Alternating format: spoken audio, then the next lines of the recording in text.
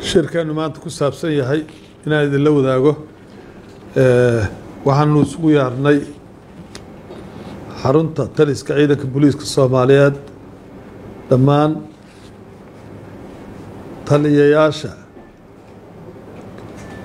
ciidamada maamul goboleedyada ama dowlad goboleedyada ay ka kooban tahay dowladda federaalka ah ciidanka booliiska ee federaalka ah madaxdooda si ay u wajahaan qorshaha cusub ee 2020 wixii caqabada ay qabaan aanu ka dhageysano lana socodsiino awaamiirta cusub iyo qaabka la rabo in loo wajaho sanadka cusub si ay ka warqabtaan ciidanka booliiska waxaa ku socota dib u habeyn dib loo habeynayo ama reform tiradiisa tayadiisa iyo maamulkiisa aad baan waxaan ku soo dhaweynayaa magaalada Muqdisho xarunta booliiska waxaa nagala soo qayb galaysa agaasimaha guud ee wasaaradda amniga oo maamulka guud ee booliiska gacanta ku haya si uu noola ogaado baahiyadeena kala duwan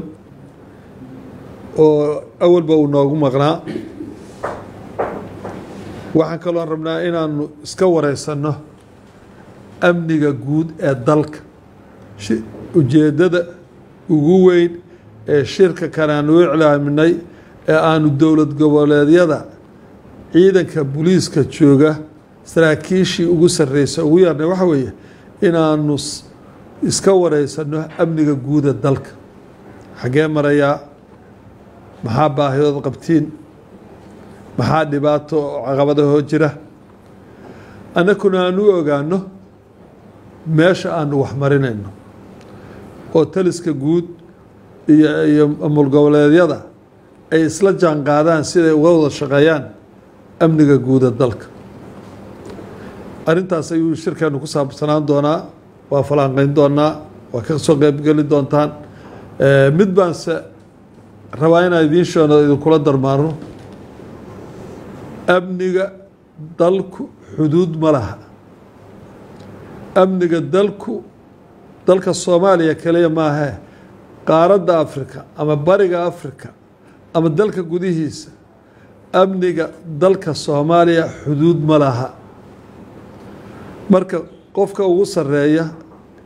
iyo qofka ugu hooseeya ciidanka booliiska meel kasta uu joogo ka mid ah dalka Soomaaliya booliis buu ka yahay meeshuu arko ama ribood ha keeno ama dambiilaha ku qabto ama dembi ha ka hortaga intaasna waa idinkula daldaarmayaa mas-uuliyaddaana saaran ee dalkoo dhan naga saaran askarigu meeluu jooga askariga ma xitaa dadka shacabka muwaadiniinta ah sida loola macaamulayo community policing saanu sameynayno saanu isu kaashan lahayn arrintaasay ku saabsanaan doontaa wuxuu noo socon doonaa muddo 2 maalmooda intaasaan idinku soo dhaweynayaa waana wada joogi doonaa muxuu ahaa taliyayaasha